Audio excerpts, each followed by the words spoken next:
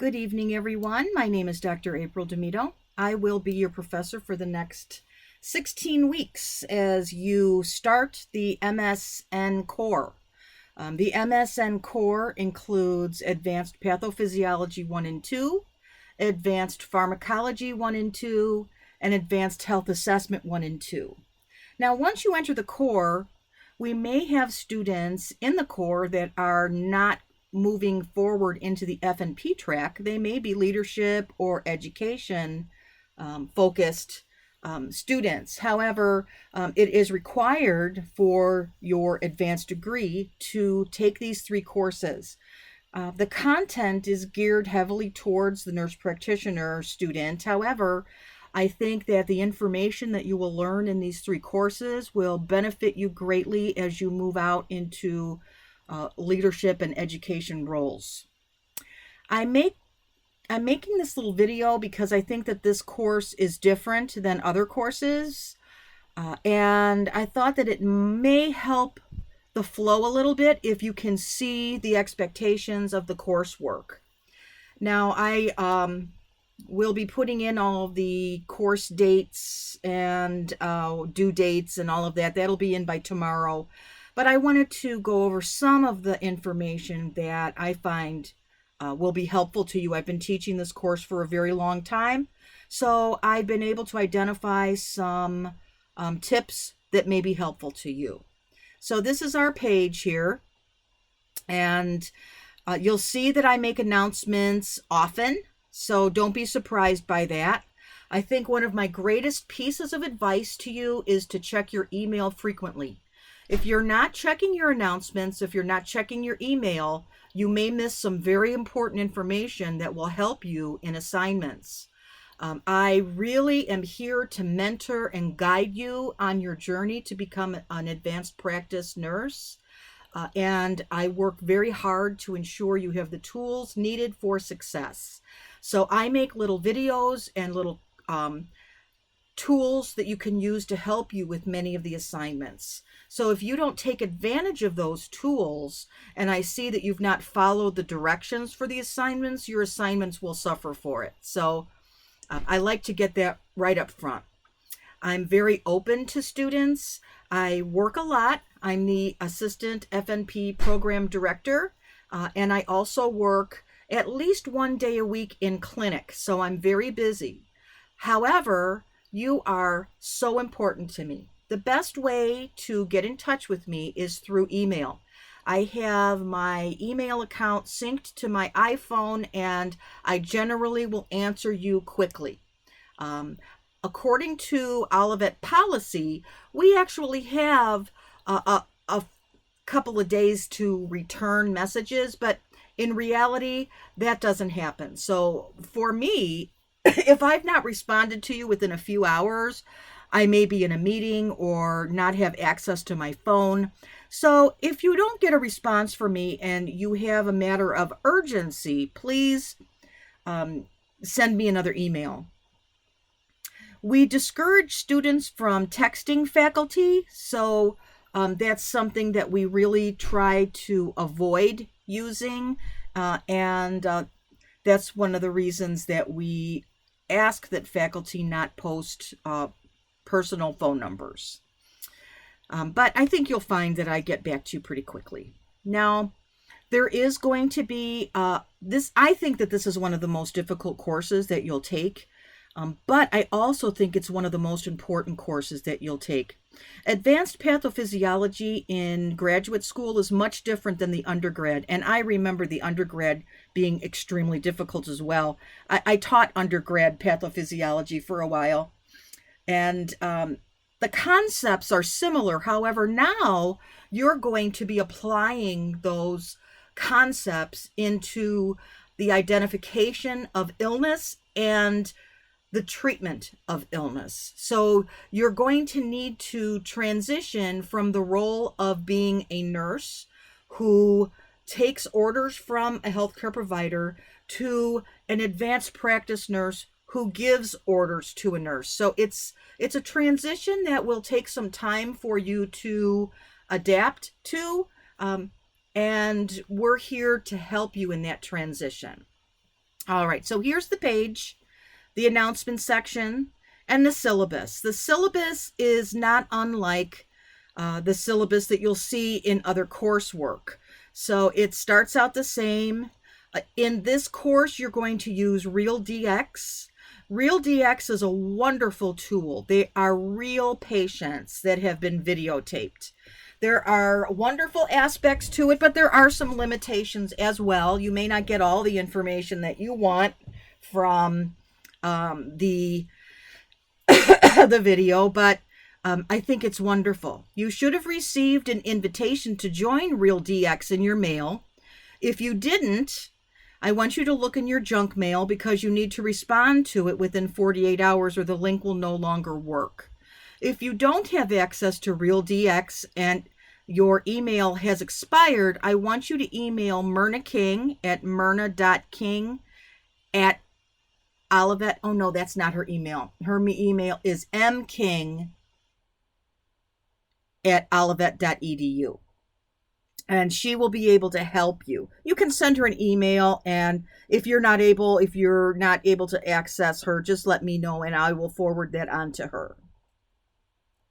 This is what it looks like, the invitation. And let's see.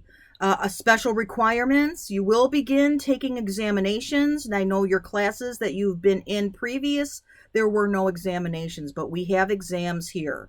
And in pathophysiology, I offer 4 and 8 week review sessions. They are not a final exam or midterm exam reviews. They review the material covered in the prior 4 weeks. And I encourage you strongly to attend these. It helps for you to pare down the information because you know it's vast. If you've looked over the syllabi and the readings, it's an enormous amount of material to go over. So it will help you pare down that important information that you need to know for exam time. Now, with our exams, we're very strict with exams because we need to ensure that we do not, that we maintain the integrity of our exams. So you must have an external webcam in order to take your exams. If you do not have an external webcam, you will not be allowed to use the internal camera in your laptop, and you will get a 0 for the exam. So make sure that you have one. If you don't, you can get them pretty easy or borrow one from someone. The MSN handbook, I strongly encourage you to read this. We make changes as a leadership team to the MSN handbook, and every term you are required to acknowledge that you have reviewed it. And when you click that acknowledgement, we expect that you have reviewed it. We as a leadership team meet every month. And if we find that any changes need to be made to the MSN handbook, we will make them. And you are expected to know what those changes have been because you're reviewing the textbook. This course, just like other courses, we strongly enforce the nursing late work policy. So if you are unable to complete an assignment on time, you will get a 10% point reduction on the first day that it's late, a 20% point reduction on the second day it's late, and on the third day you will receive a 0. Now, of course, if you have something going on in your household or in your life that is a overwhelming experience, please reach out to me and we'll discuss as to whether or not I believe an extension is warranted without a point deduction.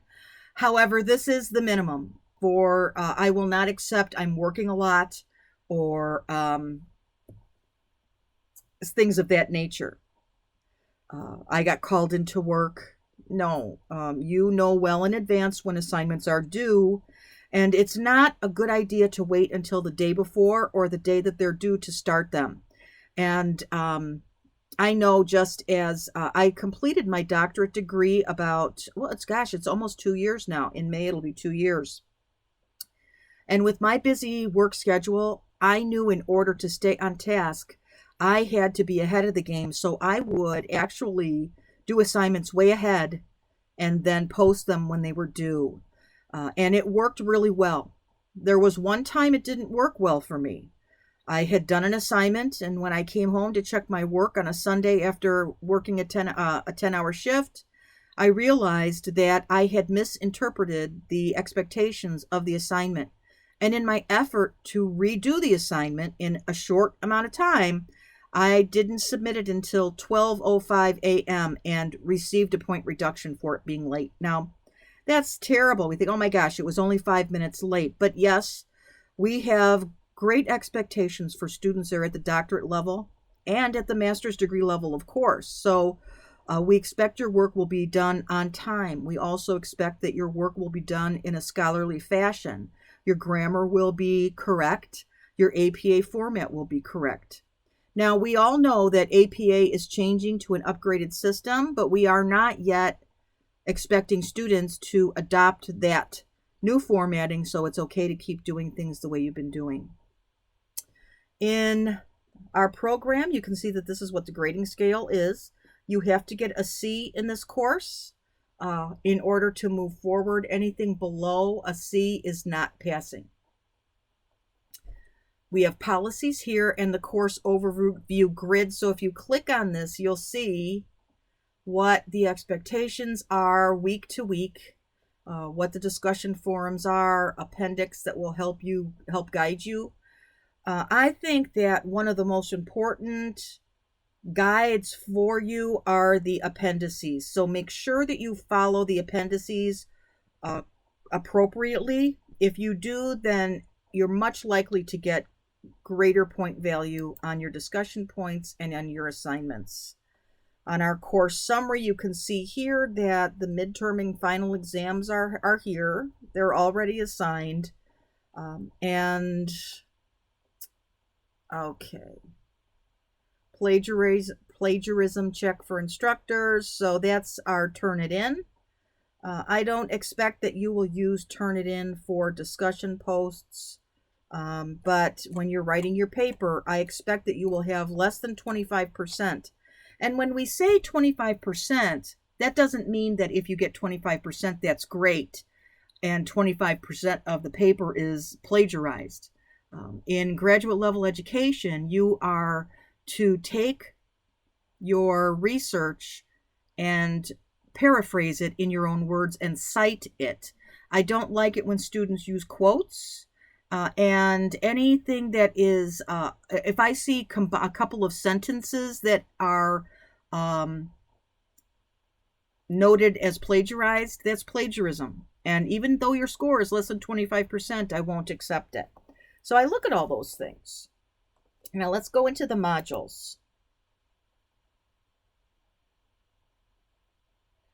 All right, so I have some things on my module that you won't have, but I haven't posted my instructor bio yet, but I will.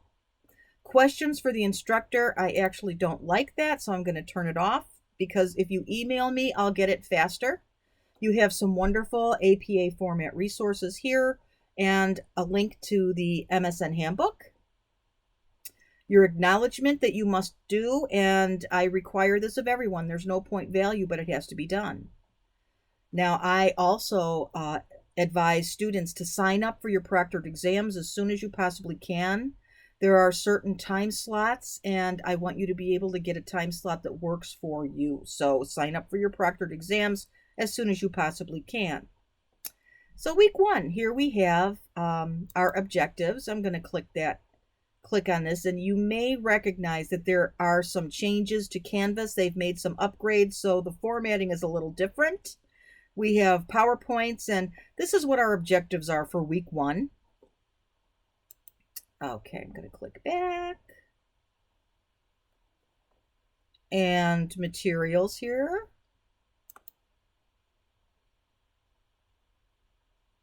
This is what your readings are. I expect that you will do your course introduction video by day 3. If you don't, you will be marked as absent for the week and be removed from the courses. So if you want to do your introduction video, which is what we require of our students, you will have to do that by day 3. Okay. And this is how you do it. Let me see if I can find it here. This one, don't look at that link. I'm going to go to the next one.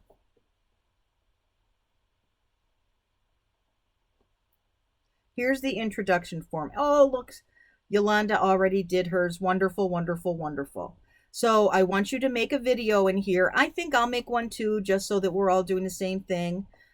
So this is what we're doing. We are no longer accepting typed videos or typed text introductions where we want videos because we want to see you.